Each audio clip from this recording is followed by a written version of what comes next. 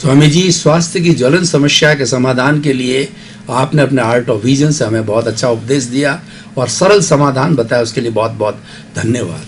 स्वामी जी, आप कहते हैं कि व्यक्ति पूर्व जन्म के अंदर जैसे कर्म करता है वो लेकर के आता है, और इस जन्म में वो कुछ भी नहीं करता है, सब जो है प्रकृति के अधीन है और उसके अनुरूप होता है। व्यक्ति की कोई स्वतंत्र सत्ता नहीं है। परंतु जैसा कि हम पुनर्जन्म मानते हैं, अगले जन्म में हम जाएं, वो जन्म हमारा जो है बहुत अच्छा बने, उसके लिए हमारा अध्यात्म विज्ञान और आर्ट ऑफ द विजन जो है हमें क्या दिशा निर्देश देता है कि आने वाले, चलिए हमने पिछले जन्म में बुरे कर लिए, पाप कर लिए, वो भुगतने ही पड़ेंगे, मान लिया, लेकिन अगले जन्म में हमारी जल्दी मुक्ति हो, हम जल्दी जो है अपनी स्वतंत्र अवस्था को, मूल अवस्था को प्राप्त करें, उसके लिए आप अपने मिशन के अनुसार बताइए। आर्ट ऑफ विजन मन वचन काया और पांचों इंद्रियों से अनुभव में आती दुनिया को देखने की दृष्टि, उसका नाम है आर्ट ऑफ विजन। तो कहने का मतलब यह है, हमारी दृष्टि कैसी होनी चाहिए ताकि हमारा ये भव और नया भव जो आने वाला है वो कैसे हमारी भावनाओं के मुताबिक, हमारी सोच के मुताबिक, हमारा गोल के मुताबिक बने, ये बहुत ज़रूरी है।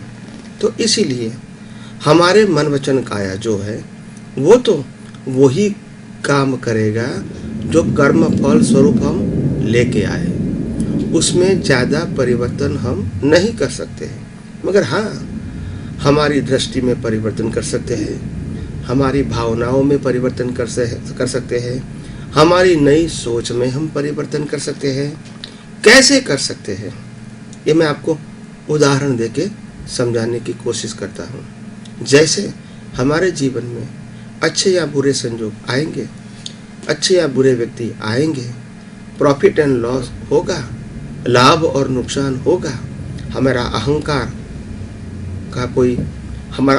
गवाएगा या तो हमारे अहंकार को बढ़ाएगा, ऐसा संयोग जीवन में आता रहेगा। ऐसा नहीं कि नहीं आया है, आता रहेगा सबके जीवन में, और ये आता रहेगा तो ये इसके अंदर, तो जीवन के अंदर ऐसा संयोग आता रहेगा। तो हमको ये देखना है कि हम आगे ऐसे संयोग में स्वस्थ कैसे रहे, स्थिर कैसे रहे, ये बहुत इम्पोर्टेंट है। तो स्वस्थ रहने के लिए, स्थिर रहने के लिए, शांत रहने के लिए क्या करना चाहिए? तो हम अपने जीवन के अंदर ऐसे जब संयोग आएंगे तो हमारी जो विचारधारा है वो विचारधारा के अंदर परिवर्तन लाना चाहिए। अगर सामने वाला व्यक्ति हमारा अपमान करता है, ये देखो ये हमारे ही कर्मों का फल है, सामने वाला तो निमित्त मात्र है, हे भगवान मेरे को उनके साथ संभावी निकाल करने की शक्ति दो, यानी मैं राग भी नहीं करूं, द्वेष भी नहीं करूं, ऐसी प्रार्थना तो आप कर सकते हैं ना। तो प्रार्थना के बल से आज का जो संयोग है उसमें संभाव रह सकेगा और नया अवतार आपका विसंभाव यानी राग द्वेष वाला नहीं बनेगा। कोई बड़ा नुकसान हो गया आपके जीवन में, उस समय भी आप यही प्रयोग कर सकते हैं कि आज का जो नुकसान है, सामने वाला व्यक्ति तो निमित्त है और उनके माध्यम से नुकसान हुआ है, ये मेरे ही कर्मों का फल है, उनके लिए उनको दोषी देने की जरूरत नहीं है, वो तो पोस्टमैन है, दे डिलीवर्ड माय कर्म।